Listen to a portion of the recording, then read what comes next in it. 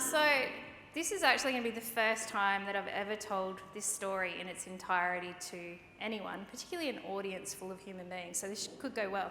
So the only thing that I ask of you is I'm going to be 100% honest with you about all of the marketing theory that sat behind my decision making the whole way through. Much of it will be very politically incorrect, so if you could not tweet those things, that would be great. All right, so let's not stand there. And let's try and get the clicker to work. All right, so the thing to consider is that we actually live in an internet age, but we're still running on instinct. So the most important thing in grassroots advocacy and lobbying is to be human in a way that is palatable. Okay, and if you have a look at this photo, this is a photo taken from the Advertiser from one of the many stories that we managed to get in the media. There's no beautiful people in that photo. They are beautiful humans, to be clear, but there are no well-made up, super fit bodies in that image. There are no football players who drive Lamborghinis. There are no the other common concept with publicans and hotel owners. There are no pokey barons in that photo, okay? So it's important that when you select the voices and the faces of a grassroots campaign that they are relatable and human and easy for people to put themselves in their shoes. So let's set the scene. This was the very first protest. In December 2020, the South Australian hospitality industry was pretty much on its knees at this point. We'd been decimated by the imposed COVID-19 management restrictions, impacting operations and capacity. The Emergency Management Authority and its advisors, both SA Health and the government at the time, were loath to ease any of the restrictions in place, and the industry had been labelled high risk, okay, in terms of public health and safety. Now, to put this into perspective, this is an industry that employs nearly 60,000 South Australians, so it directly employs 26,000 people and impacts on the employment of the rest. That's a pretty big chunk in the local South Australian economy. On this day in December, we were sitting at 25% capacity. So you had a venue with 100% overheads that could have 25% of the patrons it was set up to accommodate. So there was a need to create widespread community support for industry whilst pressuring the police commissioner, otherwise known as the patron saint of hospitality at this point, Grant Stevens, to take into account the economic and social impact of the directions and not just the health impact. Okay, so the Hospo Owners Collective formed as a new voice for hospitality and for the industry in response to the challenges of the pandemic. It started with a Facebook chat. So what happened was I got an email from Ian Horn, who's the CEO of the AHA, and Martin Hazy, who was then the CEO of Business SA, saying that they wanted to get some hospo owners together for a photo op in Peel Street. That was how this all started. I said, well, how many people have you got so far? And they said 6. I'm like, that's not much of a photo op. So I opened up a Facebook chat, just a personal chat, and I added my hospo friends into it and asked them to add their hospo owner friends into it. And literally within maybe 4 hours, there were 240 business owners in the chat. Now, it's fair to say it was a pretty busy chat and it was hard to keep track of at that point. There were lots of divergent opinions about whether or not having lots of people gathering together for a photo op was a good idea or was actually going to undermine the community support that we already had as an industry. So people were scared. They were scared to take action, and they were scared that they were going to lose their businesses and the things that they'd worked so hard for. In, like I said, 4 hours, 200 people. This is Peel Street. There are some really important things to understand about this photo, which went viral all over the place, but was also picked up by mainstream media and made the front page of the Advertiser. So you'll notice everyone, even though they're outside, they're all wearing a mask, right? So this is when mask restrictions weren't in place for being outdoors, okay? They're all, it's hard to tell, but they're all actually standing 1.5 metres apart. It's just that visually, when you get a photographer on a ladder, it looks like they're a lot closer. And they converged and disassembled within 25 minutes, okay? So that we weren't remotely in any danger of being a super spreading event. So that was really important. So if you translate that by comparison, at the same time-ish, there were lots of big protests in Melbourne. So you remember the public backlash for those protests in Melbourne, yeah? was a lot of public backlash about people putting people's safety at risk, spreading the disease. We didn't thankfully cop any of that. And the result was that within just 24 hours, the very next day, the 1 in 4 square metre rule was actually ditched, and we got our first concessions as an industry in I forget how many months. All right, so the pressure applied through social media and the resultant media coverage meant that when I forget what they call themselves, the Emergency Management Committee or whatever version that was back then, met the very next morning, they were faced with an epic amount of press. We'd been on morning radio, so what some of your other presenters have said about the importance of traditional media tying in with digital media is really critical. Okay, so the press opportunity caught everyone by surprise, meaning the press, but also caught a very well-oiled political machine by surprise. So the Premier, Stephen Marshall at the time, been the Premier for a while. He'd been used to controlling the narrative. His team had a really good narrative about what was going on with COVID-19, and we managed to bust that wide open. Okay, so from this point, it was obvious we needed to maintain a voice. Okay, we were in it for the long haul, because all we got by way of concession, just so you know, is instead of 25% capacity, we could have 50% capacity. Still had seated consumption, you couldn't stand and drink, kind of the thing that you come to pubs to do. Okay, so this was followed up by a sustained campaign that included a number of open letters to the Premier of SA at the time, Police Commissioner Grant Stevens, Chief Medical Officer Nicholas Spurrier, all posted on social media, all routinely picked up by the press.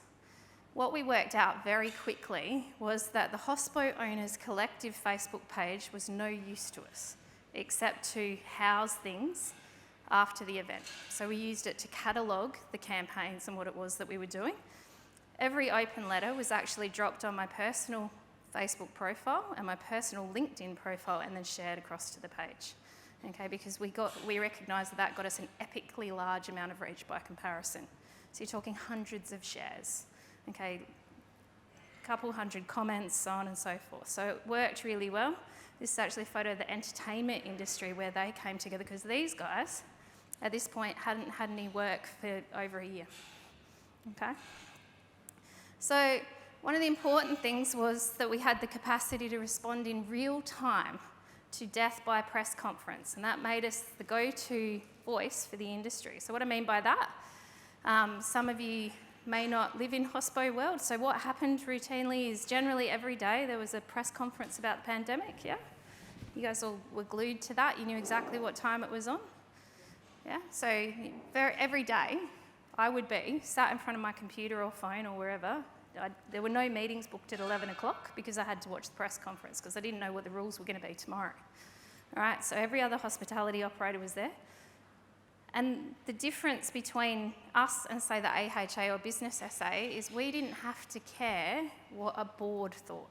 Okay, we didn't have to answer to anybody, so we could be really honest with our responses, which means that they would have a press conference, that would finish. 5 minutes later, I would have a post on social media, and we would be talking in the Facebook chat with the 200 people and deciding what our next course of action was.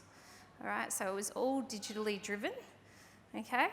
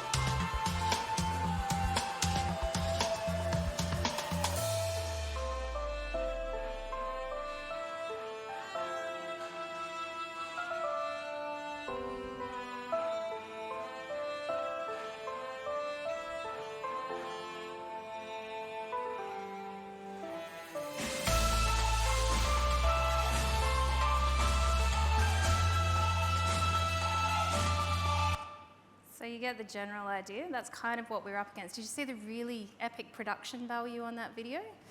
Yeah, so that was literally put together in about 20 minutes on Canva. We know you all love Canva, right? So Canva, again, you saw lots of very tired hospitality business owners, yeah, a good cross-section of the community, middle-aged people, you know, so on and so forth. And it was in response to a particular press conference where they'd said, yet again, we don't want restrictions in place one day longer than they need to be. That was like the thing that the industry kept getting told day in, day out. The problem with that, as you saw, was we'd actually had, for the last 46 days, no cases in South Australia. So we had 0 cases in South Australia. The borders were all shut down at this point, so there was no danger of cases coming into the state in theory, and yet you still couldn't trade properly. Okay, so this particular video was dropped on social media at 6 o'clock on a Sunday night. Okay, so transition committees usually met on the Tuesday, so we always tried to drop stuff on a Sunday evening so that it landed in the paper on a Monday, and it put them under pressure with their decision-making processes when they actually met. In this case, this one went through the advertiser, Channel 10, Channel 7, Channel 9, ABC, 5AA. It was actually also picked up by Sky News. All right, and there are a couple of other ones that I will show you shortly. They're all about that long, okay? And again, what it reinforced was we weren't in it to make money, okay? As hospitality operators, at this point, this wasn't about making money, it was about keeping our staff employed. That was really the story, it was keeping our families fed and our staff employed. Okay, then we had this one. My wish for the SA hospitality industry is that we can get on with making memories for other people and go back to trading unrestricted when there are 0 cases in the community. My wish for hospitality is for consistency and rules that make sense so we can get back to doing what we love. My wish for South Australian hospitality is to thrive, not just survive. My wish for hospitality is for our family not to have to worry how we're going to pay our bills each week. My wish for SA hospitality is for our venues to be full of patrons again, enjoying what we have to offer so we can go back to creating more jobs and have our staff back which are fully motivated. My wish for South Australian hospitality is for the mental health and anxiety to be reduced, for clear, concise directions in relation to what is happening, and for us just to be able to breathe again. It would be great if we could all thrive rather than just survive. I wish my audiences could dance again. Happy Milestone Day Transition Committee. Today marks 500 days of restrictions to the hospitality industry, which means we've had to invent 500 ways to survive.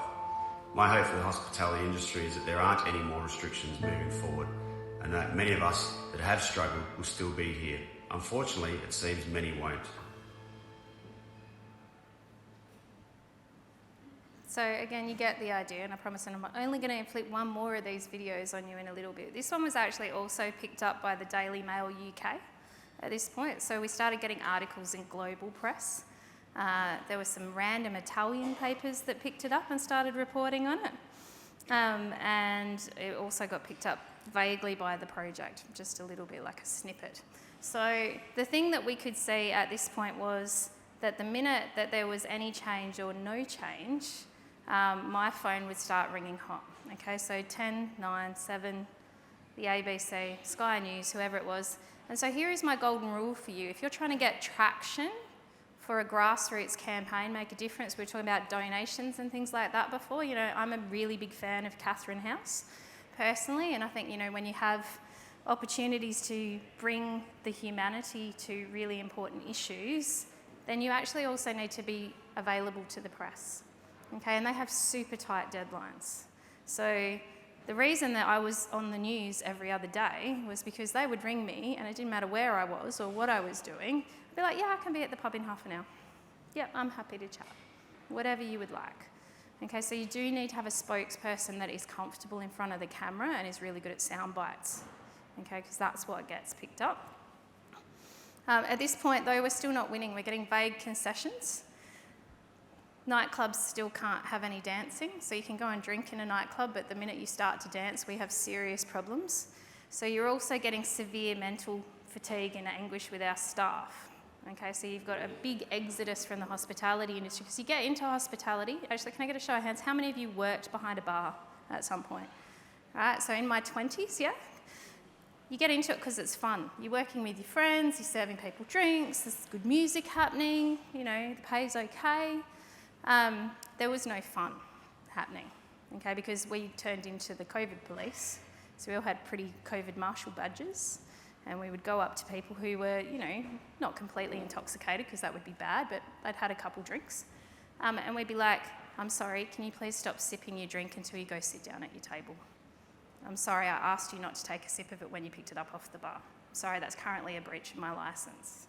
So you get the idea. After you've said I'm sorry 50, 100 times in a shift, it's not fun anymore. It's particularly not fun because some people have the most beautiful opinions in response. Okay? In fact, we got to the point where I put signs up throughout the venue that said, we have a policy at the Duke of Brunswick, the outside world doesn't matter here, please leave it at the door. We are hospitality staff, we are not politicians, we don't make the rules, we just try and survive them. So please be kind to my staff. And it was off the back of some 50-something-year-old men thinking it was okay to abuse one of my 21-year-old staff, who's like, she's this tall, about the fact that she'd asked them not to stand up and drink. So there was a lot of ugliness at this point. We were all pretty tired. Move on to the final campaign. Over 600 days ago, Stephen Marshall's Transition Committee flicked the switch, throwing the hospitality and entertainment industry into the dark, affecting 56,000 South Australian livelihoods, with businesses closing and many others unable to operate. Dance floors empty, bars struggling, bands and support industries decimated in debt. We don't want to have any restrictions in place for one day longer than we need to. It's been over 600 days, Premier. 67% of South Australians are vaccinated and growing. No community transmission for 99 days. No active cases in the community. What are you waiting for, Mr Marshall? The election? Stand with us on Monday the 8th at 11 a.m. in Peel Street, where we mourn the loss of our livelihoods and send a strong message to the government that enough is enough. Spoken by Jason on behalf of the Hospo Owners Collective and Let Us Dance. So Jason is my co-founder. We basically used to sit in the pub, have a drink and come up with new ways to antagonise the transition committee. That was our job. Those of you that know me well, some of you in the room do, it's fair to say I'm a reasonably conservative, quiet person as a general rule of thumb. If someone had told me that I was going to put on a mock funeral and walk down Hindley Street in front of a hearse, I would have told you that you were very wrong pre-pandemic, but during the pandemic it seemed like a really good idea. So that particular publicity stunt, again, all organised through social media, so simply through the chat, on the page. By this point we had a closed Facebook group as well, so we had lots of different places, but it was all on Facebook. So I think probably the other key learning is don't dilute your message. So often we think that lots of channels are the answer, and don't get me wrong, I love lots of channels. I'm on TikTok, I don't know what I'm doing, but I'm on there. But you know, lots of channels are the answer, but sometimes not. It's about understanding where is your audience, where do they play? And where most of our audience was on Facebook, because they all had Facebook business pages. So they all had personal accounts to manage them. It was a really easy place to talk to them. And so we continued in this vein, being those people that were forcing change. Now, part of this campaign, actually what it generated was additional business funding that wasn't going to be made available. So I think we got 2 extra $3,000 grants for businesses if they were in the city, $2,000 if they were out of the city. So it's not always about getting concessions on restrictions. Sometimes it was just getting people enough money to pay their bills or pay their rent. And it's probably another useful thing to understand is during this whole process, the hospo owners were the middle man. So we still had to pay our staff and look after our staff if we didn't want to lose them, and we didn't want to lose them because there's no staff. And we still had to pay our landlords, our suppliers, all of those things. So I'll give you a little bit of context. My rent for the Duke of Brunswick every month is $13,000. Okay, so I pay $13,000 for that. My weekly payroll for that pub is another $14,000 plus super. All right, and my electricity bill is $2,000 a month. My gas bill is another $1,500 a month, and that's just the basic. There's a whole heap of extra expenses. I don't begrudge any of that. I love having a pub now, post-pandemic. I'm really enjoying it again. But the problem is that all of these businesses were still paying or attempting to pay all of that. So if they didn't have the money to pay it, they took on more debt.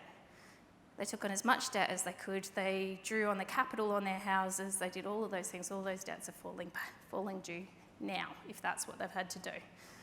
Okay, so I'm going to give you the final straw story. So the Premier of the day, he got a bit upset with us. We were clearly getting under his skin at this point. And he had a press conference where he told us, in the press conference, the journalist asked him, well, what about the hospitality industry? You know, they're really hurting.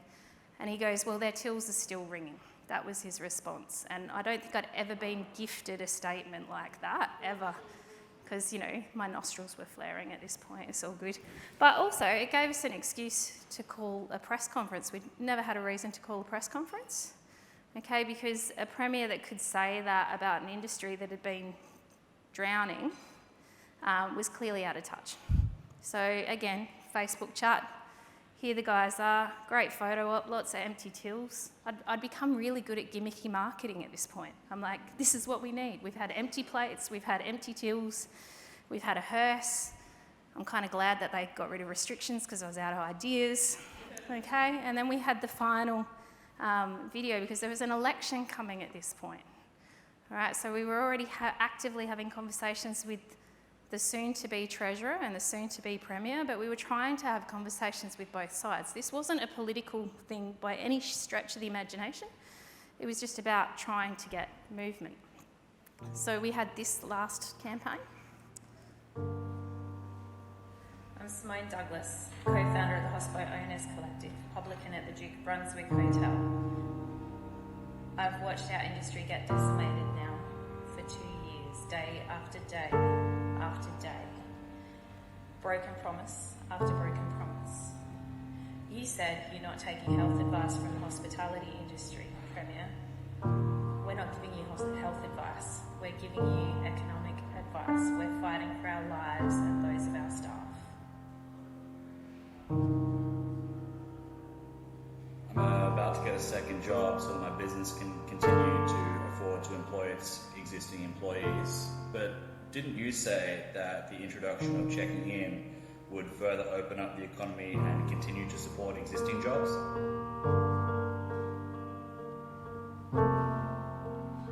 We are minimum 50% down. My staff don't have any shifts and my tills are definitely not ringing, Mr. Marshall. You promised us no more lockdowns, no more punishments, and that industry would get back to normal. We're still waiting.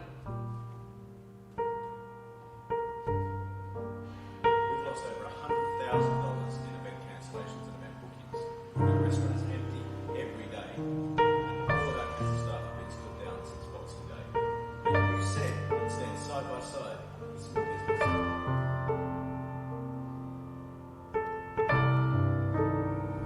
Weren't we told that once we reach 80% vaccination rates, we'll get back to normal? Aren't we now over 90% and running at a fraction of our capacity? Why?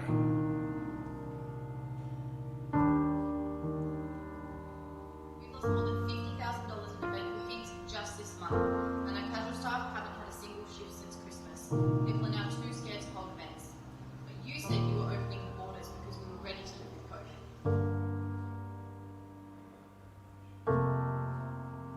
We've lost almost all of our bookings for all of January and most of February now too. People are too scared to go out and celebrate, but you said South Australia was the safest place in the world to be during COVID. Our doors are closed. Ridiculous capacity restrictions have hindered our business under why would we open. Lost 3 staff, just me and my chef just hanging in there. Marshall, you said at 80% vaccinated, 16 and over, we'd be able to open up. Not the case, obviously. You also said our tills were ringing. Also not the case. No dancing and crazy restrictions means no weddings and now no work for any of our suppliers or venues. But you said you would have protected South Australian jobs.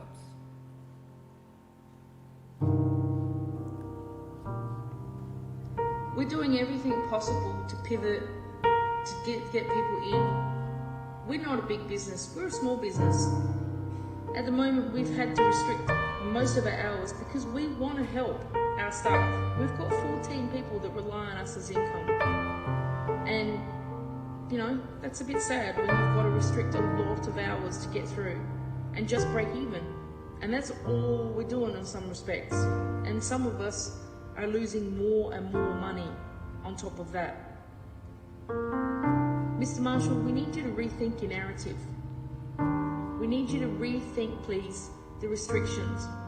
We understand you don't take the advice from the hospitality industry when it comes to health and safety.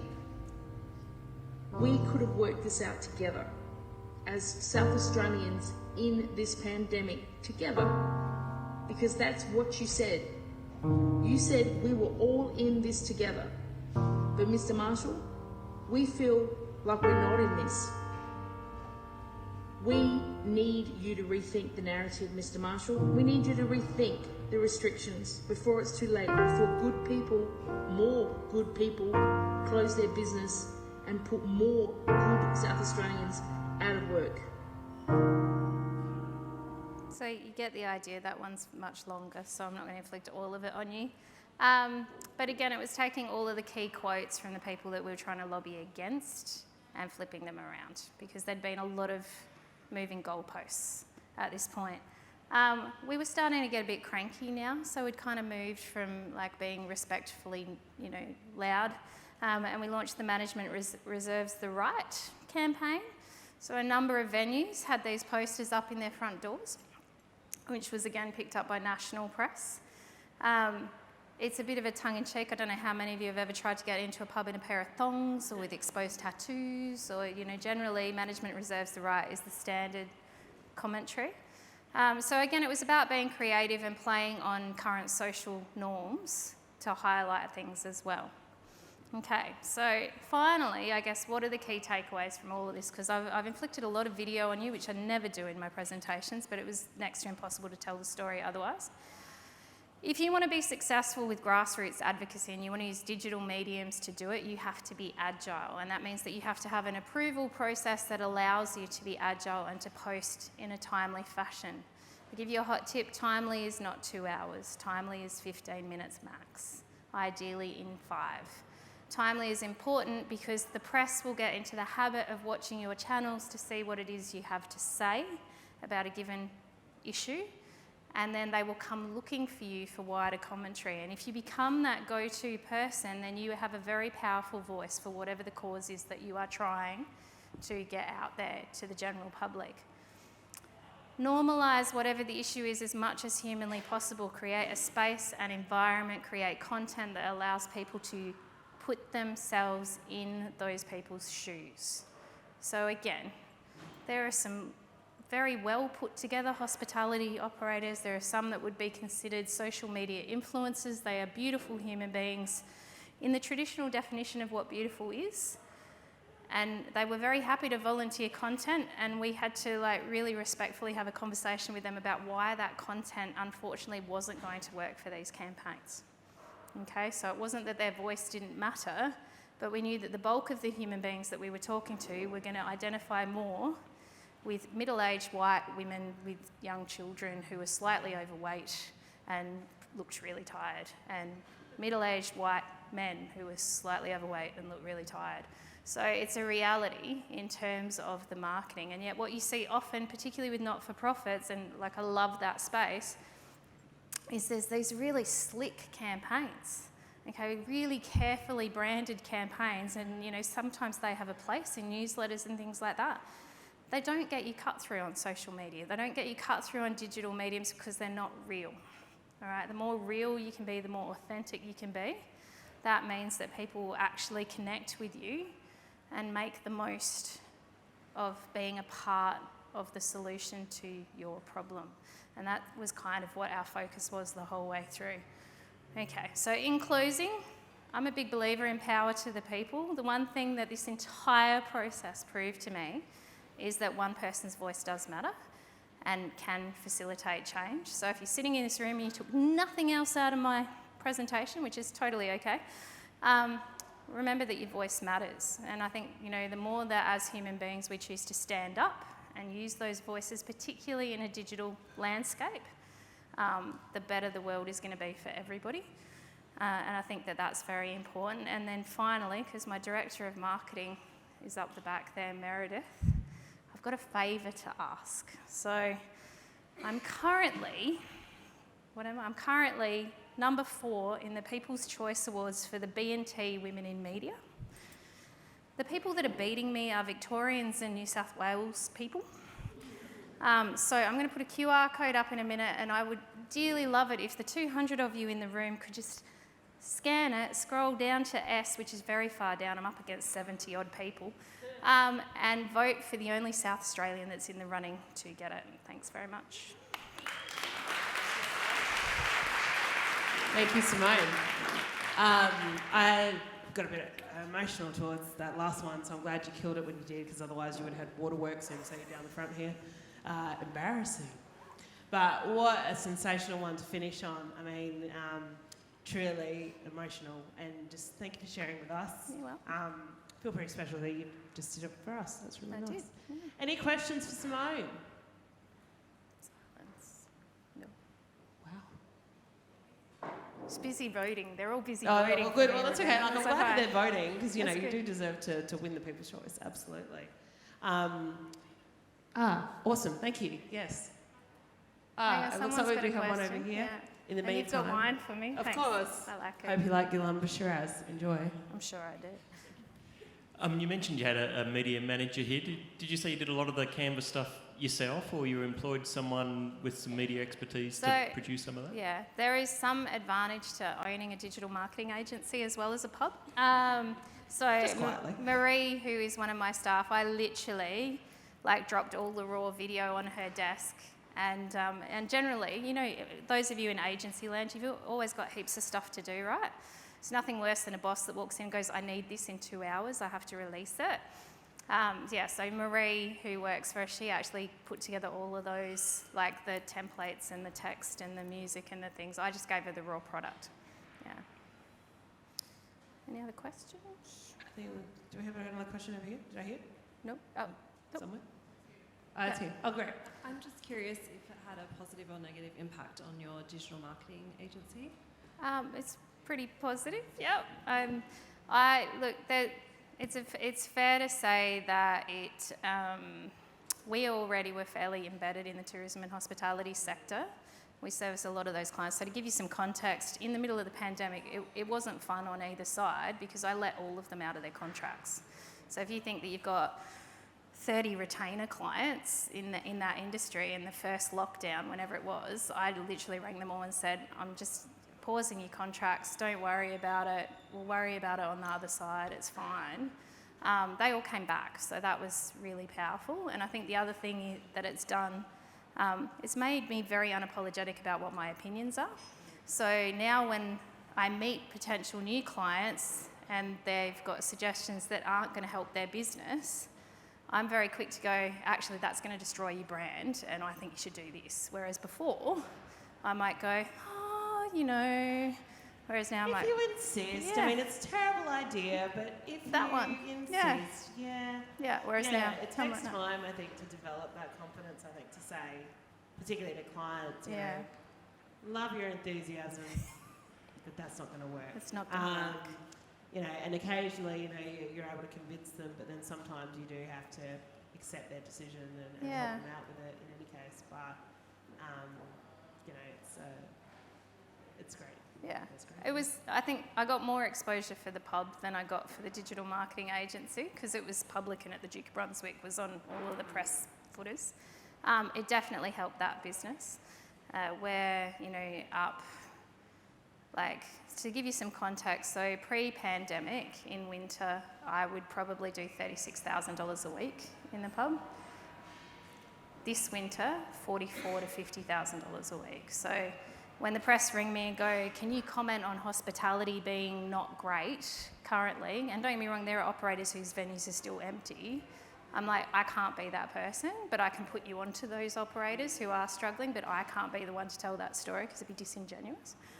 I think, yeah, that's the other thing too, really that came through with particularly those video content, is just the rawness of the whole vertical video, and some of the audio was terrible, questionable, but then that kind of speaks to the authenticity of everything, and I think that, you know, particularly in this sort of market, you know, that's something we do value is, you know, the real and seeing the raw sort of behind.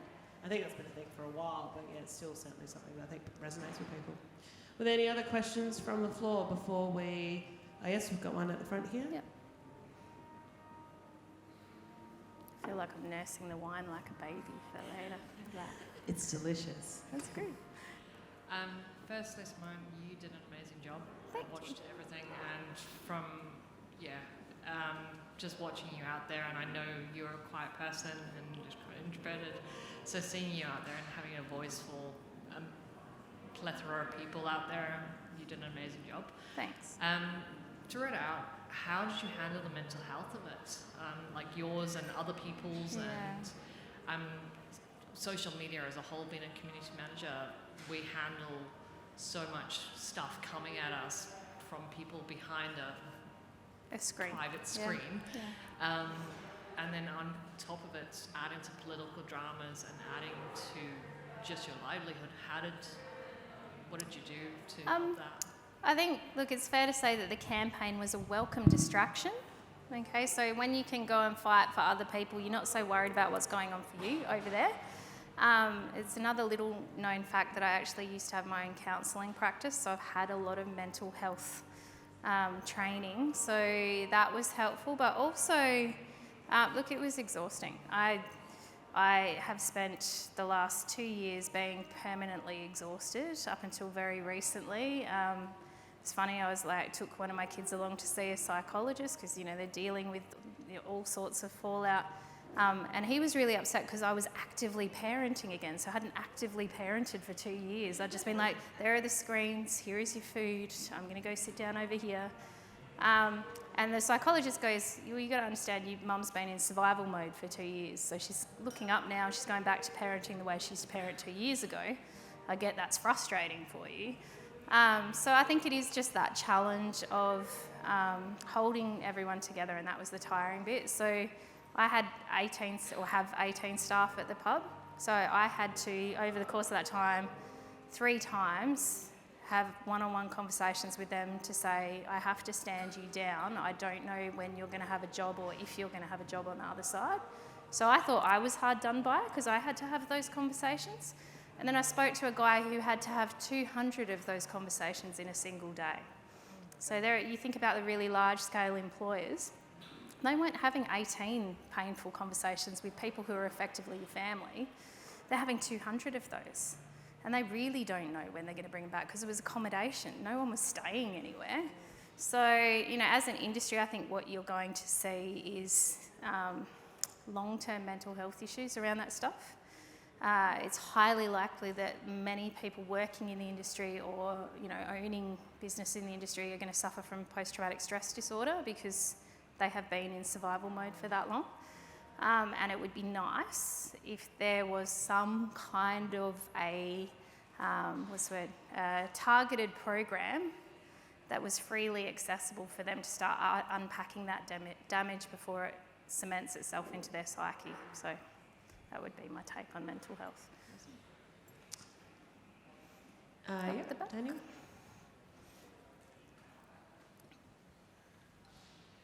As someone who at the start of the pandemic was actually working in hospitality and tourism, I felt the pain pretty early, and like everybody, wanting things to go back to normal, but obviously there was inherent risk. When you started the campaign, had you put, I suppose, a risk, understood the risks of, say, if early on restrictions were removed and we ended up in a position like Melbourne or Sydney? I mean, even now we see our hospitals overrun when we're in a pretty good space. So was there thought around what could happen from a brand point of view of your grassroots campaign if it went to shit, so to speak? Yeah, absolutely. Look, there were lots of conversations about that, but I think some of the important points to make, because I'm a lot closer to the timeline, is, you know, that's December 2020, so we had the pandemic in March. We'd suppressed the pandemic. We'd successfully not had any cases. At no time were we saying when there were cases in the community we needed 100% capacity and let's all have a party and dance. The campaign really ratcheted up when there were no active cases in the community, when borders were closed. It ratcheted up when they made the decision to open the borders to jurisdictions that had active cases, which was not something we'd ever campaigned for. And that raises, I suppose, a really good point, is we did get a bit of backlash on radio where people said, well, you wanted the borders open, but we'd never once asked for the borders to be open. So I spent a lot of time unpacking it and going, well, actually, at no time ever in any of the open letters in any of the campaigns did we ask them to open the borders. We just said, since everything is so safe, can you just let us make a living?